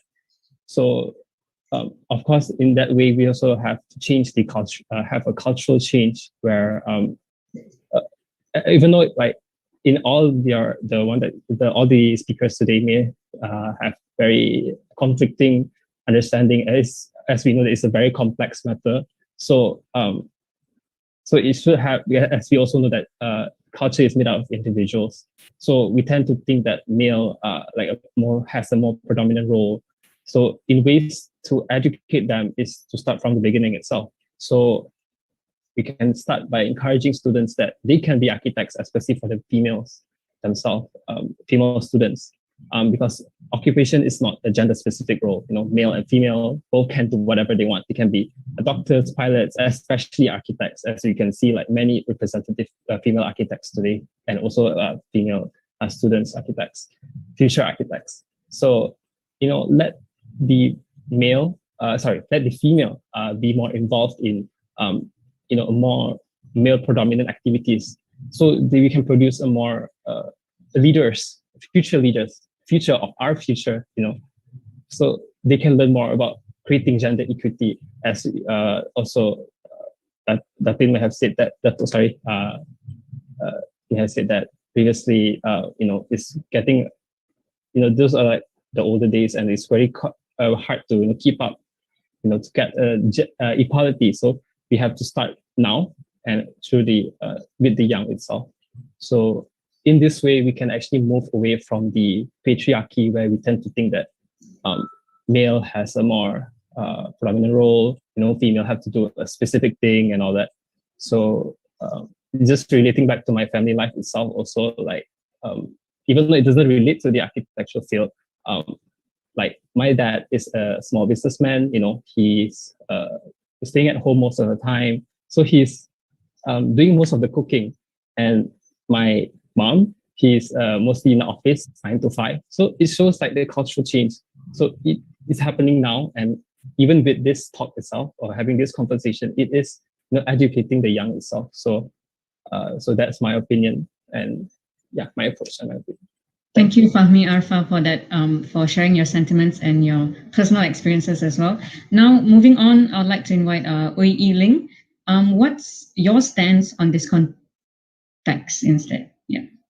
Okay. Hi, I'm Yiling. I'm a postgraduate student currently having my final year in USM. Gender equity is important in architecture profession, as fresh, unique ideas from diverse perspectives are equally important in the development of living spaces we're creating. So if we're designing for all walks of life with different demands, designers should also be made up of different genders to better understand the needs of different clients. In my opinion, early childhood education is the most effective way in changing the entire game, as it involves the insertion of correct values in young generations that are going to change the world in the future. As for now, I guess everyone here must have seen the image of an architect being portrayed as a man holding a roll of drawings standing in the middle of construction site in our textbook during school. This is how powerful early exposure works to the perception and mindset of people. It indirectly announced to the kids that the profession is dominated by male, so women grew up with ambitions are naturally avoiding architecture as their future occupation. However, we should take the advantage of the early education in encouraging correct values, such as evaluating performance of someone by their capabilities instead of gender. Let your capabilities talk, raw, and even prove to everyone you deserve something. We should all be exposed to the understanding to share equal access of opportunities among every gender. No matter you're a man or a woman, we share the same starting point in the race. We should own the platform, maybe in a different height. Some may need a higher stool or some may need a lower one, but that eventually allows us to catch sight of the same level of view, to share our brilliant ideas and have them equally appreciated and celebrated. This is the wonderful future of gender equity that I have imagined. Through education, regardless of gender, everyone should have been raised to being confident, knowing their strengths and what they deserve. Every individual should be brave to voice out when they are not being treated fairly when compared to others. Not only the society should change, but we ourselves should take the step to grow, develop, and change the perception of gender equity in ourselves too. Don't let discrimination hold us back. Pursue our dreams and passion. Then all the challenges are easier to overcome. Thanks for your kind attention. Yiling done speaking. Thank you, Yiling, for sharing the ways to address all the gender equity that could potentially work for everyone. So, Gary, you raised your hand. Would you like to follow up on this? Oh, hi everyone. Good morning from London. I'm now based in overseas now. I run a small initiative called Project XYZ, and good to see some familiar faces here. I just thought that when it comes to like solution or when it comes to the proposal, how to improve this scenario or phenomena, that I thought that was something very interesting, especially when it comes to post-COVID scenario, and also throughout COVID. Perhaps before that, it should be, we sort of aware that internet sort of bring very interesting democratic and fair scenario or situation that I realized where personal ability and performance, it seems to be more, all online rather than, I'm not saying that, the performance, whether it's got male or female, should be demonstrated on site performance or experience. That's just one side. I'm just saying that, off-site wise, when it comes to work internally and also how to negotiate with people, how to talk to staff, with your colleague, it tends to happen more, we have the chance to remove the physicality where, you don't have to, before that in Malaysia, there is a certain political sense we're talking about apparels and also the attires seems to be more exposed and things like this. So it's interesting that internet sort of removed that. And then now we are talking about in a more performance based, we are now talking about who actually able to do the things. Therefore, then we know that who should be assigned, not based on the gender, but rather based on the performance and based on the confidence that we have been talking about. So that's what the things that I realized internet sort of bring everything that, we remove so many things. And then after that, that's where, internet kind of allows more voices to speak out, because now we using text rather than, we don't have to raise our hand to say, I mean, in Zoom, we have to raise our hand, but I mean, in a way that in the internet, we tend to use text rather than in the physical communication. That sort of brings much more ambiguous and also neutral platform to speak. So I'm not sure what everyone's think, especially like when it comes to post-COVID, do you feel like things much more easier, and do you feel more easier in voicing out things, because nowadays we're using text or emails rather than, physical, you have to talk something, and then the tone is not there in a way, but using the text and also text messages is more ambiguous and more neutral in my opinion. I'm not sure about other thinking. Yeah. Thank you so much. Thank you, Gary, for bringing us back to the current situation and times that we live in. And perhaps I could call upon Suimin. What would your line of thought be for this? Good afternoon, everyone. My name is Suimin. I've just graduated from UCAM with my master's in architecture. So actually, this my suggestion is quite a personal one, because based on my experience while studying Part 2 at UCAM, during the intake, there were in my class, there were a balanced number of male and female students. There were 8 male students and 8 female students. But what I noticed throughout the course was that most of the male students were also juggling part-time work while enrolled in the course full-time to support their family and future financially. So during the 2 years, many of the male students were actually unable to cope and either dropped out or had to stay back a year. In the end, all female students, all 8 of us from my batch graduated on time, while only 3 male students graduated together with us. So in my opinion, the concept of men as breadwinners of the family is a larger cultural issue and perception that might be difficult to solve. But what I feel is that we can provide an architecture education that is accessible to all. Therefore, because of this and also my personal experience, I would like to suggest maybe a possibility of a part-time, part 2 architecture education to be more widely available, so that furthering our architecture education can be obtained without sacrificing our source of income and also putting a halt on our careers and lives. This is why it's personal for me, because of the lack of this part-time course. It took me actually 7 years to actually decide to put a halt on my career and my life and actually pursue this master's in architecture. So for me, I don't have the burden of financially needing to support my family, but it also is a very difficult situation for me to actually pursue my further my education. So I'm Sumin, done speaking. Thank you. Thank you, Sumin, for that, for sharing your opinions and your experiences. Now, I'd like to call upon Yushan. Maybe you could share about your viewpoints, and we would slowly transition into the Q&A. So everyone could raise your hands if you have anything to add on. So Yushan, would you like to share? Hi, I'm Yushan. I'm currently a Part 1 graduate. So personally, I think to achieve gender equity is actually an intergenerational effort. So because gender inequality actually deeply root from social norms or our cultural perception. So would like to suggest maybe in much more approachable ways. I also quite resonate with what Fahmi has spoken just now. A much approachable ways such as in specific to our own industry education system. We normally in university, we always have compulsory courses. So what if we implement social constructivism or even human behavior courses into our education system? This would actually help either genders or different genders to understand all of our individualism. In the end, we can achieve the same objective. Or yeah, this is just like a one step at a time. So this is just one approachable way to do so. So this is all I have from me. Thank you. Thank you, Yushan, for that. Now, maybe Architect Chua Chi-Ching, you could share with us what your impressions are towards this matter. Hi, I'm Chi-Ching.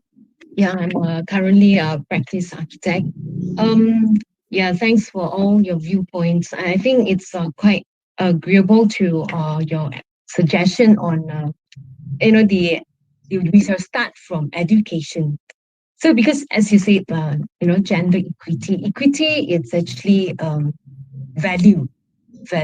So it's not just to provide an equal access only, but we have to provide equal value system so that women can step out. And, because all these years, right, everyone is rooted with the traditional thinking, those very conventional conservation thinking that everyone we need to change, because if not, we still will be, always thinking that if we are a family, we must take care of our children. And by right, I believe these are all both husband and wife's responsibility, not just about women. So I also remember when I heard someone was sharing about the first Asma, your interview when the question posed to you is you're married.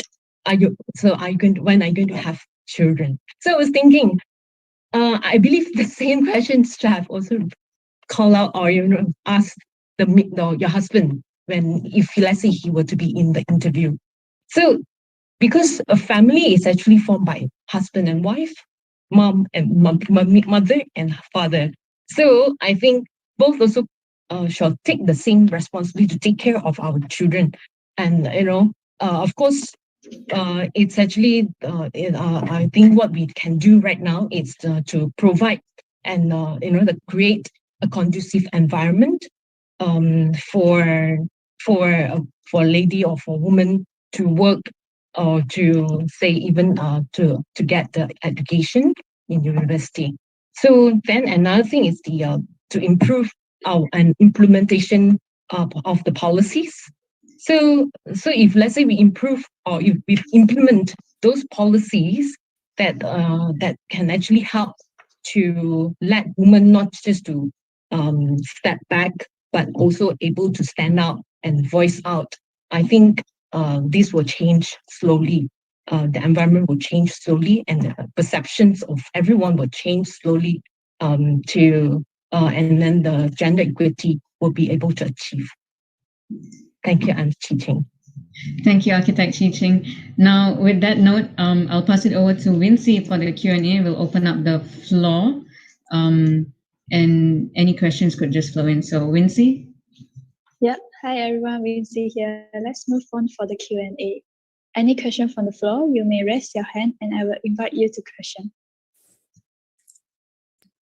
I believe Diana tried to raise her hand. So, Diana, you could proceed. Hey, hi everyone, it's me again. My opinion for this gender equity is no longer about gender itself, because it related back to the business growth as well as the national economic context.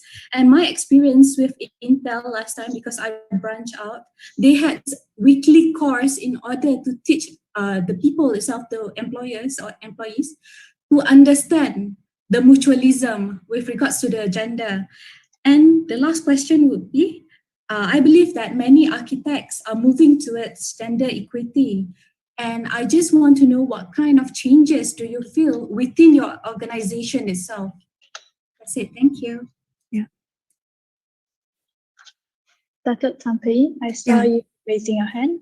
Mine is not so much of a question. I think a lot of the things have been discussed on what we can do to address gender equity issue are actually included in the recommendations that we have in the policy. So maybe I would suggest for a copy to be given to Veronica. It can help to distribute that document to all the people in this room and help to also promote it. I think we have published it, PAM has published it, but maybe it has not reached the academician and also the students. It's quite a good document in the sense that it actually lists down a list of recommendations, and a lot of the things that are being discussed are all inside. So yeah, so maybe it can help to address some of the questions. Yeah. Thank you, Architect Datuk Tamping. I think it will be really beneficial to us. I saw Farhan raising your hand. Farhan? Hello, hi. Can I shoot to the doctor? Can I ask to Dr. Norwina? Hi, Dr. Norwina. Okay, so my question is, how did gender equality affect the society? That's all.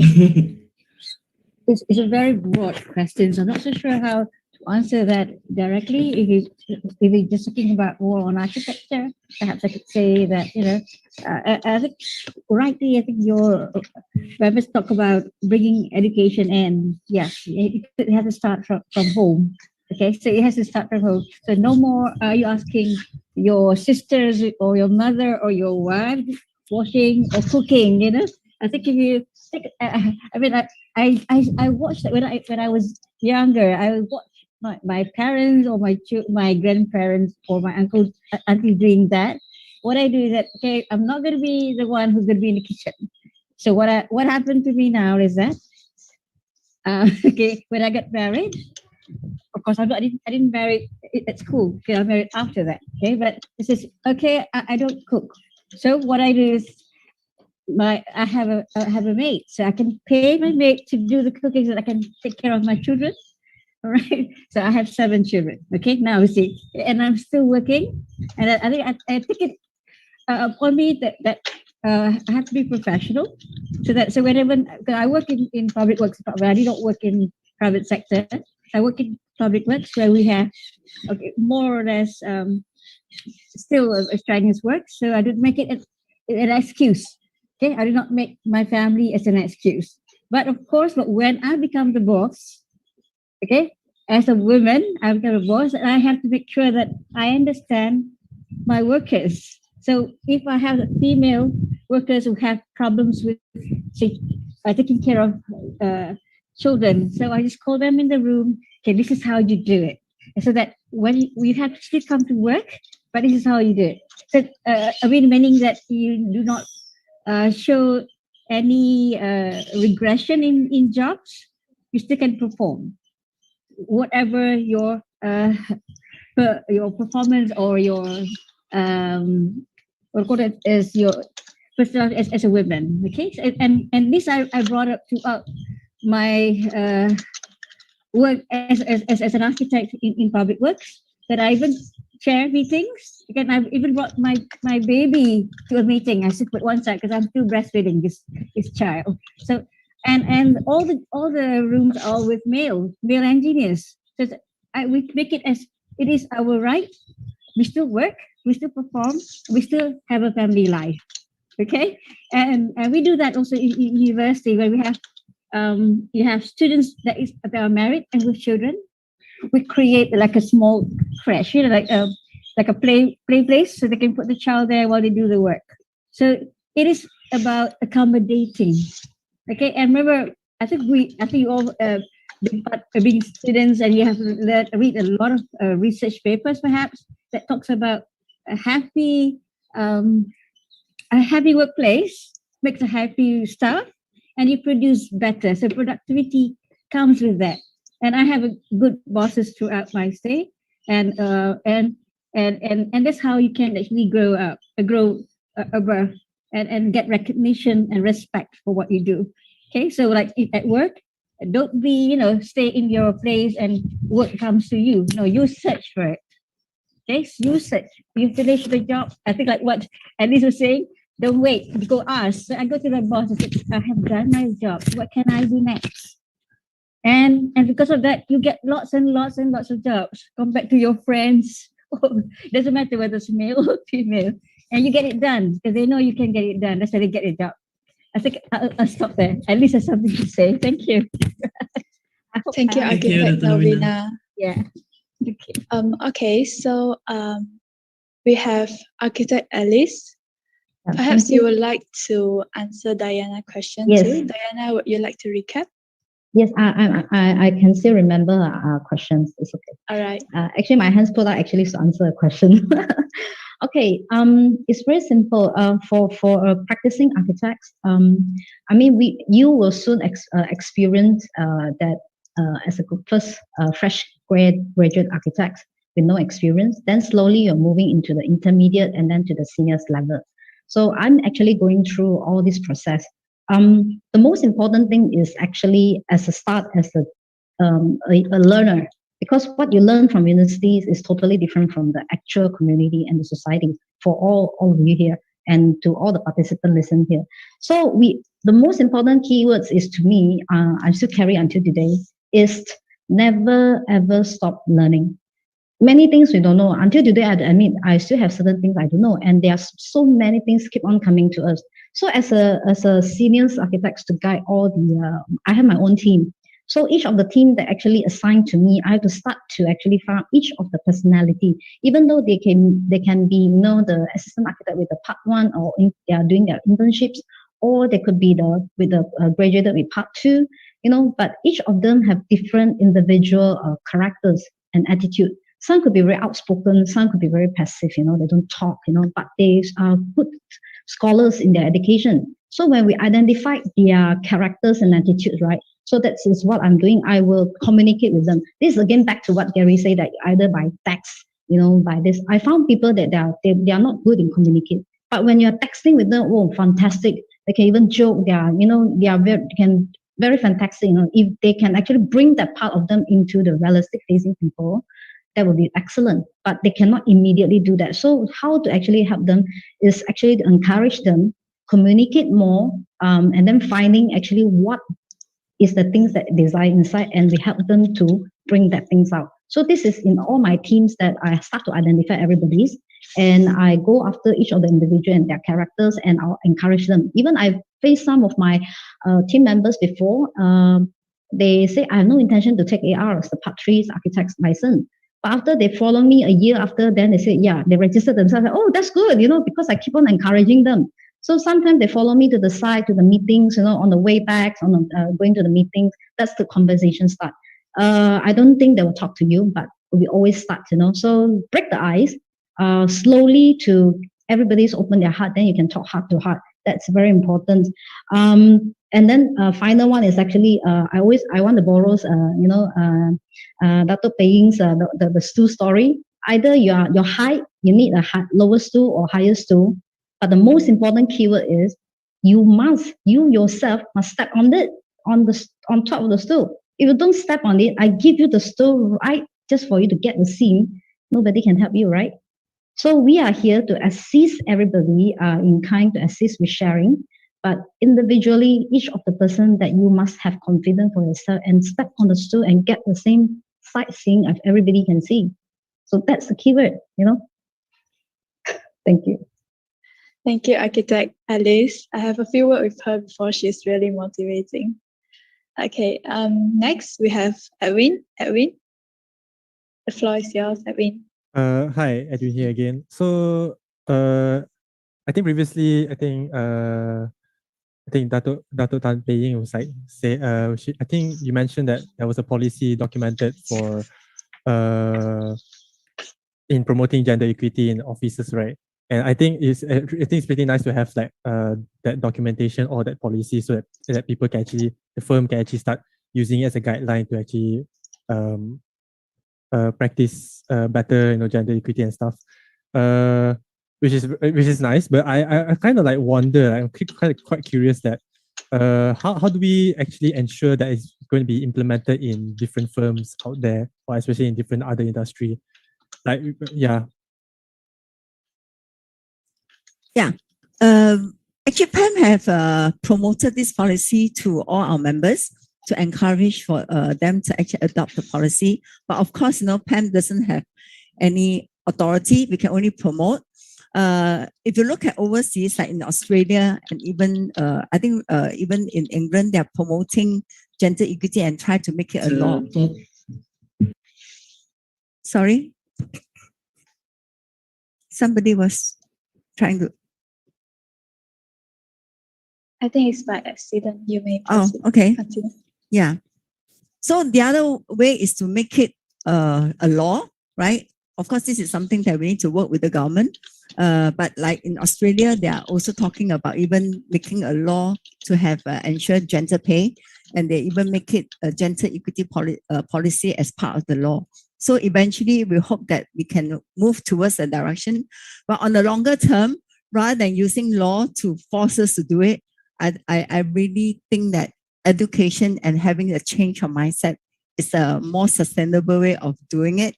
Because at the end of the day, we need to recognize we are all different people, right? Rather than being forced by law to do it, I think we should make a conscious effort and change the way that we think going forward. Yeah. But in terms of the policy, like I said, I will share it with all of you.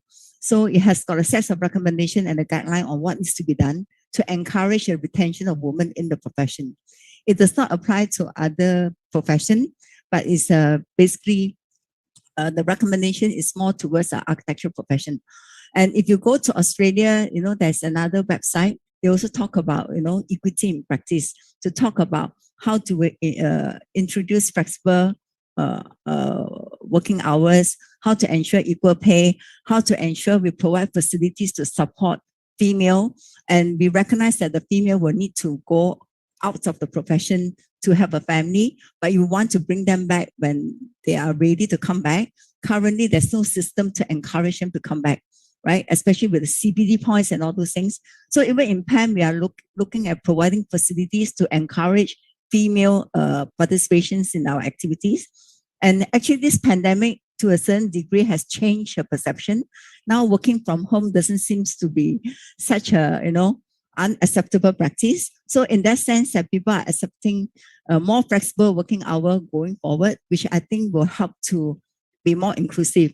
So end of the day, I think you need to recognize that female do play a different role. We have a special roundtable conducted with representation from a lot of the members of the industry. And one very interesting point came out. A lot of the women say they decided not to take the leadership position or a higher position because they prefer to actually bring out the family. They want to be, the motherhood instinct.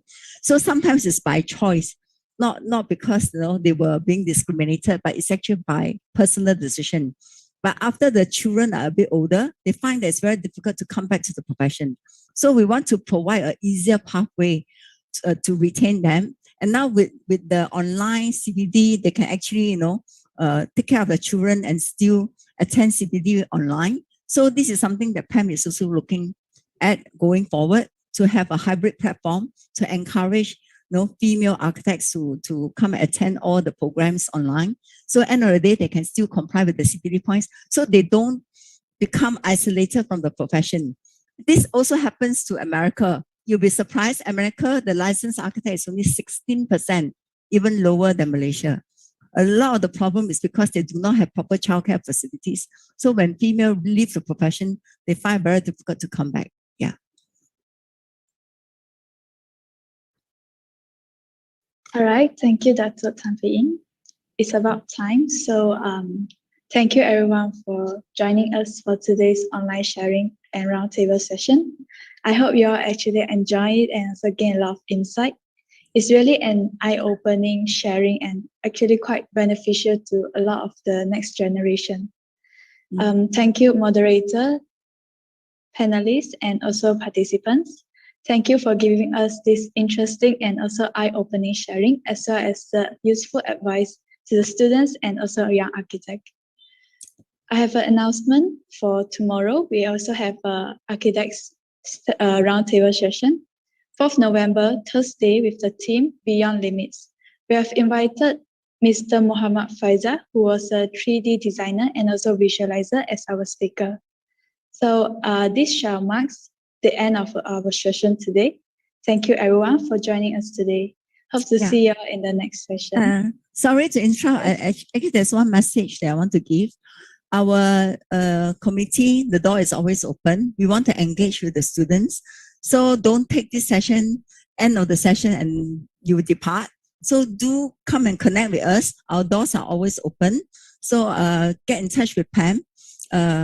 You're welcome to join our committee as well. Yeah, if you need any assistance at all, please reach out to us. Yeah. All right, sure. So everyone do keep in touch with PAM and also MASA. We have our Instagram and also Facebook. Do follow us, and we have a lot of exciting activities and announcements upcoming. Also, if you haven't already done yet, you can also register for your PAM membership at www.mypam.org.my. There are a lot of benefit for architecture students that's await. So until then, have a great day ahead. Stay safe, take care, and we'll catch you next time. Thank you, everyone. Bye-bye. Thank you. Bye-bye.